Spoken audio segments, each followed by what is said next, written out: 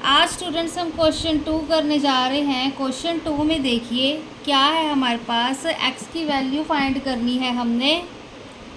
x की value find करने के लिए अब देखो यहाँ पर 3/-5 दिया हुआ है इज इक्वल टू x/15 की, ठीक है।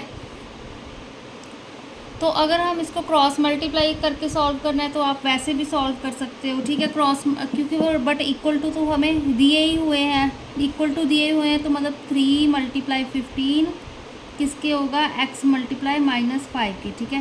तो ये चीज़ ऐसे मतलब इक्वल टू होगी, क्रॉस मल्टीप्लाई करोगे तो -5 × x इज इक्वल टू, ये इसको रिवर्स करके लिख दिया और कुछ नहीं किया, ठीक है।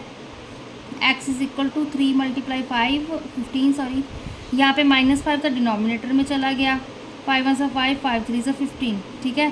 तो क्या वैल्यू आई, 3 3 9, यहाँ पे डिनोमिनेटर में -1 आ गया, ठीक है। तो इसको हम -9 लिख सकते हैं, ठीक है। तो ये चीज़ आ गई, आंसर आ गया इसका।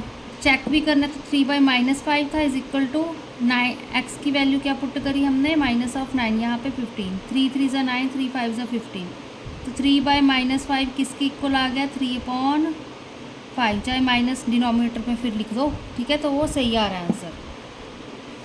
सेकंड वाला देखो, अब 9/15 इज इक्वल टू x/-50, ठीक है।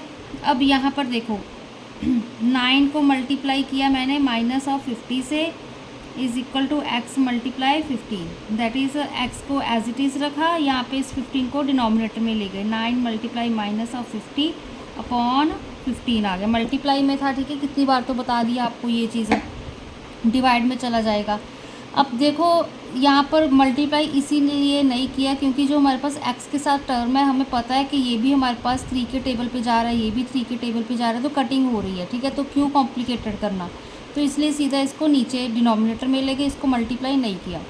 तो 3 5 ज़ा, ठीक है, 15, 3 3 ज़ा 9, 5 1 ज़ा 5, 5 10 ज़ा 50, ठीक है। तो x की वैल्यू क्या आ गई, 3 10 ज़ा 30, प्लस माइनस यहाँ पे माइनस का साइन, ठीक है। अब देखो अब हमारे पास क्या चीज़ आ रही है, 36/x इज इक्वल टू -4, यहाँ पर डिनोमिनेटर में हम 1 लिख सकते हैं, कोई फ़र्क नहीं पड़ता। तो 36 के साथ को 1 के साथ मल्टीप्लाई कर लो, -4 को x के साथ, basically -4 × x is equal to 36। x की वैल्यू क्या आएगी, 36, डिवाइड -4 मल्टीप्लाई में था तो डिनोमिनेटर में चला गया, 4 9 ज़ा 36 होता है, तो x की वैल्यू 9 आ गई, माइनस हमने न्यूमरेटर में लिख दिया, ठीक है। यहाँ पर भी देखो 7 बाय, यहाँ पे 1 है ना, 7 × 1 इज इक्वल टू 7 × -x, ठीक है।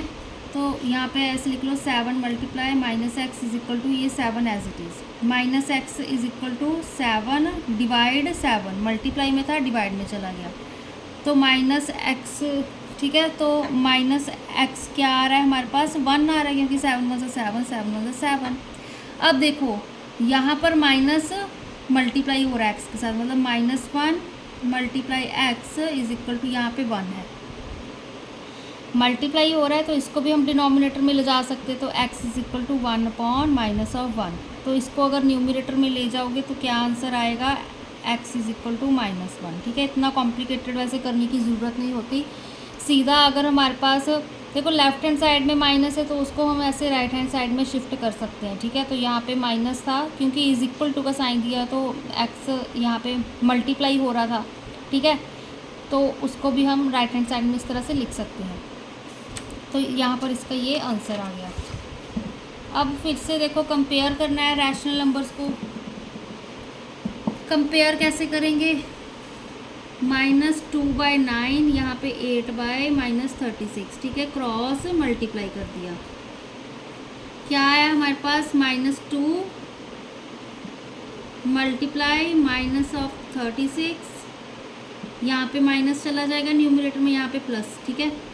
एंड यहाँ पे 9 × -8, अब इसको सॉल्व करो, 2 6 12, 2 3 6, 6 + 1 7, माइनस का साइन, 9 8 72, ठीक है। तो ये मतलब इक्वल टू आ गए, क्यों, क्योंकि देखो 236 से 72 होता है, 9 8 से 72 होता है, दोनों तरफ माइनस का साइन था, कंपेयर किया तो मतलब दोनों इक्वल आ रहे हैं, तो हम क्या आंसर भी लिख सकते हैं कि -2/9 इज इक्वल टू 8/-36। ठीक है, सेकंड वाला देखो, अब 5/9 यहाँ पे 4/6। ठीक है, फिर से क्रॉस मल्टीप्लाई कर लेते हैं, क्या आ रहा है हमारे पास 5 × 6, यहाँ पे 4 × 9, 5 6 30, 4 9 36। तो ये हमारे पास ग्रेटर आ रहा है, मतलब 36 तो ऑब्वियस ही बात है ना, बड़ा होता है 30 से, तो हम क्या कह सकते हैं 5/9 इज़ लेस देन 4/6। ठीक है, नेक्स्ट वाला पार्ट देखो यहाँ पे, अब -7/-8 यहाँ पे 14/17। ठीक है, क्रॉस मल्टीप्लाई किया, फिर से -7 × 17 इज इक्वल टू यहाँ पे 14 × -8 किया। ठीक है, तो अब यहाँ पर देखो, यहाँ पर भी अगर आप कहोगे कि यहाँ पर डिनोमिनेटर में माइनस का साइन था, ठीक है, तो उसको अगर न्यूमरेटर में लेके जाओगे तो वो बेसिकली प्लस का ही साइन बन जाएगा। ठीक है, तो ये बहुत बेसिक चीज़ है कि माइनस माइनस हमारे पास प्लस हो गए, क्योंकि छोटी क्लास है, आपको तो थोड़ा कॉम्प्लिकेटेड वे से करना पड़ेगा। तो यहाँ पे 7 7 49, 7 1 7, 7 + 4 कितने होते हैं 11। ठीक है, यहाँ पे क्या है 14 को 8 के साथ करो, 8 4 8 32। ठीक है, 8 1 8, 9 10 11, यहाँ पे 112 आ रहा है। 17 को अगर हम 7 के साथ करें, 7 7 14, 7 7 8 9 10 11, तो ये माइनस का साइन। ठीक है, तो इससे क्या पता चलता है कि जो ये वाली टर्म है हमारी -112 बड़ी है -119 से। ठीक है, ऑब्वियस ही बात है, ये वैसे वैल्यू छोटी है अगर माइनस को ना देखें हम, बट ये बड़ी है। ठीक है, तो -7/-8 इज़ लेस देन 14/17। ठीक है, नेक्स्ट वाला देखो, -4/7 है। ठीक है, यहाँ पे -5/9 कर देंगे, न्यूमरेटर में ले गए माइनस के साइन को, -4 × 9, यहाँ पे -5 × 7, 4 9 36, यहाँ पे माइनस का साइन, 7 5 35, माइनस का साइन, तो -35 बड़ा हुआ -36 से। ठीक है, 35 बेसिकली छोटा होता है 36 से, बट जब हम नेगेटिव की बात करें तो रोल रिवर्स हो जाते हैं, तो 35 बड़ा होता है 36 से। तो -4/7 इज़ लेस देन 5/-9। ठीक है, लास्ट वाला देख लो, अब -5 लास्ट नहीं है, फिफ्थ देखो, -3/ यहाँ पे 4, क्रॉस मल्टीप्लाई किया, -5 × 4, यहाँ पे -3 × 8, 5 4 20, माइनस का sign as it is, 3 8 24, minus का साइन। अब देखो 20 बड़ा होगा 24 से। ठीक है, नंबर लाइन अगर नहीं समझ आता तो नंबर लाइन ड्रॉ कर लिखो, ये 0 है, यहाँ पे पहले -20 आएगा, फिर -24 आएगा, यहाँ पे 21 लिख लो चाहे। ठीक है, तो ये चीज़ बड़ी हुई ना हमारी, लेफ़्ट को जा रहे, छोटे होते जा रहे हैं, तो -5/8 इज़ ग्रेटर दैन -3/4। ठीक है, अब देखो 6th पार्ट में क्या है, 6/7, यहाँ पे -54, यहाँ पे -63, क्रॉस मल्टीप्लाई किया, 6 × -63, 7 × -54। तो देखो 63 को 6 के साथ करो, 6 3 18, 6 6 36, 37, तो -378। यहाँ पे 54 को 7 के साथ करो, क्या होता है हमारे पास, 7 4 28, 7 5 35, 36 37, तो ये हमारे पास माइनस का, तो ये हमारे पास क्या आ रहे हैं इक्वल, तो 6/7 हमारे पास किसके इक्वल है, -54/-63 के। ठीक है ना, 6 9 देखो, यहाँ पे कटिंग भी कर सकते हो, 9 6 54। ठीक है, 7 9 7 हमारे पास 63, माइनस माइनस प्लस हो गए, तो ये इक्वल ही आ रहे हैं।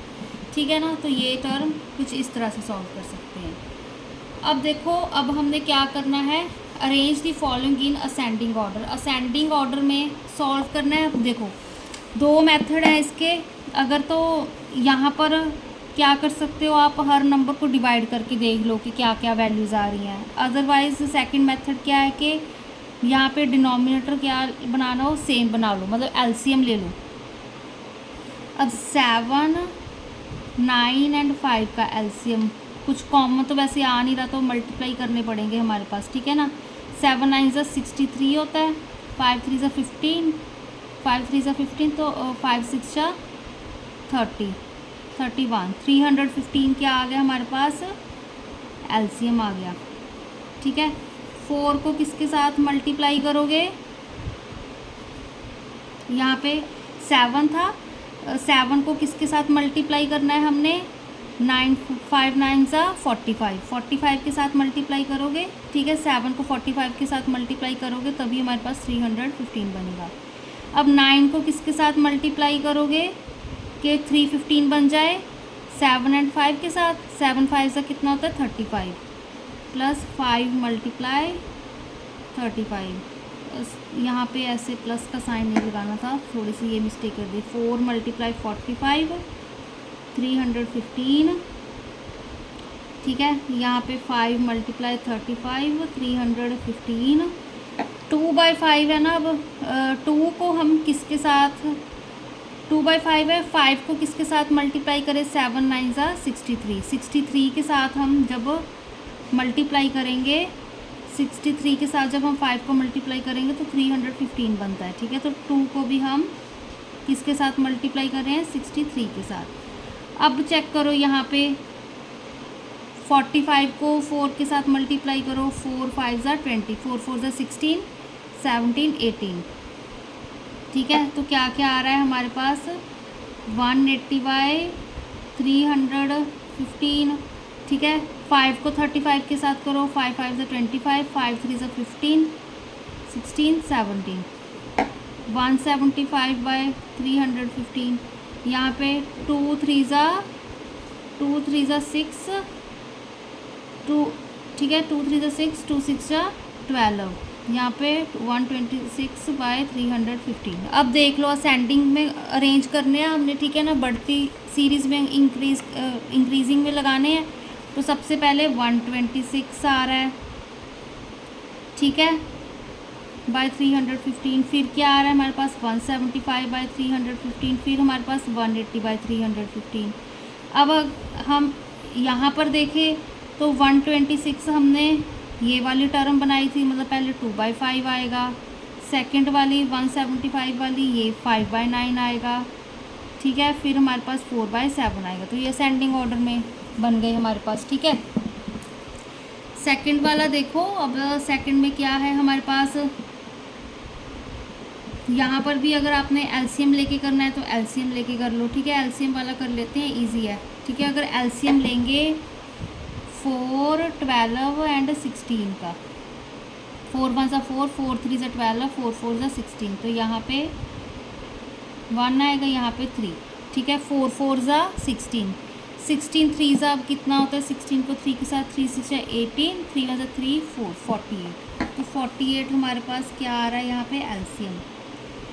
यहाँ पे 4 को किसके साथ मल्टीप्लाई करें कि 48 बने हमारे पास, 12 के साथ ही करेंगे, ठीक है। 4 3 ज़ा 12, तो मतलब न्यूमरेटर में भी 12 के साथ करेंगे, -3 मल्टीप्लाई 12, ठीक है। यहाँ पे माइनस और यहाँ पे 48 है, ठीक है। यहाँ पे 5 को किसके साथ हम अब मल्टीप्लाई करेंगे, 12 को किसके साथ मल्टीप्लाई करें, 4 3 ज़ा 12, 12 4 ज़ा 48 होता है, तो यहाँ पर भी 4 के साथ करेंगे। अब देखो यहाँ पे माइनस माइनस मैंने प्लस बना दिए, पहले स्टेप में -1 को मल्टीप्लाई कर लो, ठीक है, यहाँ पर भी, ठीक है, तो वो आप कर लेना। अब यहाँ पे -7/16 है, 4 4 ज़ा 16, 16 3 ज़ा 48 होता है, तो यहाँ पे -7 को हम 3 के साथ मल्टीप्लाई करेंगे, ठीक है, तो 48 बन गया। अब यहाँ पर देखो 3 2 ज़ा 6, 3 1 ज़ा 3, ये चीज़ आ गई, 5 4 ज़ा 20/48, 7 3 7 ज़ा 21/48। अब यहाँ पर कंपेयर कर लो, हमारे पास सबसे छोटी वैल्यू क्या आ रही है हमारे पास, पहले माइनस में देखेंगे। माइनस में देखो तो -36 सबसे छोटा है, क्यों, क्योंकि देखो -21, फिर -22, फिर -30, फिर -36 आएगा, ठीक है, लेफ़्ट से ही जा रहे हैं ना हमारे पास। ये टर्म सबसे छोटी है, फिर ये वाली टर्म आएगी, फिर ये वाली टर्म आएगी। ठीक है, तो हमारे पास जो ये वाली टर्म है ये हमारे पास कौन सी है, -3/4। फिर ये वाली टर्म आ रही है -7/16। फिर कौन सी आ रही है, -5/-12। तो ये असेंडिंग ऑर्डर में लग गए हमारे पास। ठीक है, ये चीज़ तो आपको पता है ना, एलसीएम लेना तो आना चाहिए आपको। यहाँ पर देखो, अब मैंने क्या था, हमारे पास एलसीएम में क्या था, यहाँ पर एलसीएम मेरे पास 48 आ रहा था। ठीक है, 48 आ रहा था। जो मैंने फर्स्ट टर्म देखी, यहाँ पर मैंने 48 बनाना था डिनोमिनेटर में। 4 को मतलब मैं किसके साथ मल्टीप्लाई करूँ, अभी यहाँ पर हमने सॉल्व किया। ठीक है, 4 अकेला है हमारे पास, यहाँ पर भी अकेला, तो मतलब ये 2 टर्म्स बची, तो 12 के साथ करूँगी। यहाँ पर हमारे पास 12 था, यहाँ पर 48 बनाना था।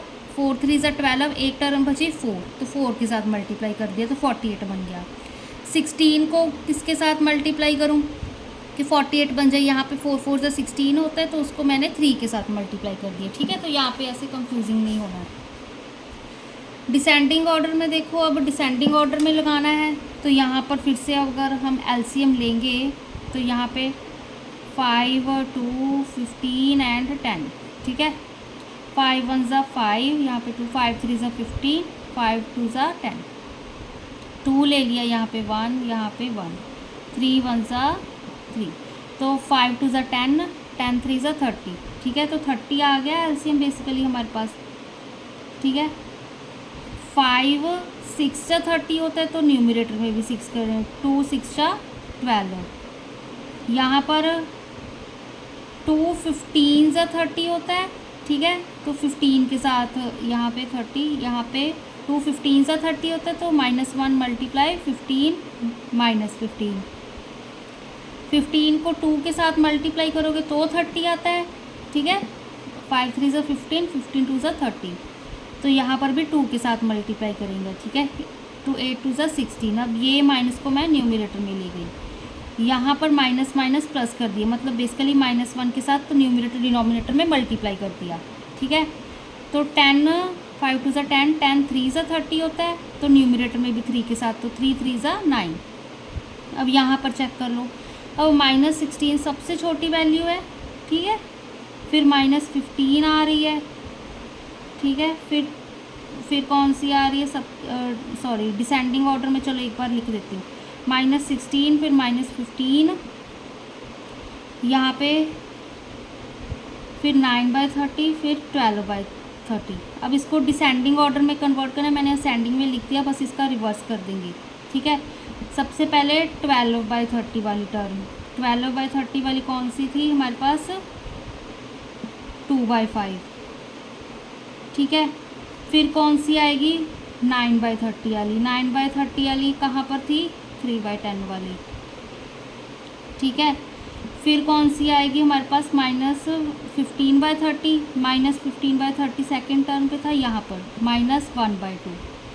ठीक है, फिर यहाँ पर -16/30, -16/30 यहाँ पे थर्ड पे था, मतलब ये वाली टर्म थी, 8/-15। तो ये डिसेंडिंग ऑर्डर में कन्वर्ट हो गए।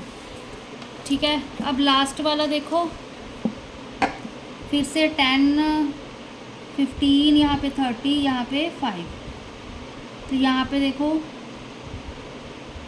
5 2 ज़ा 10, 5 3 ज़ा 15।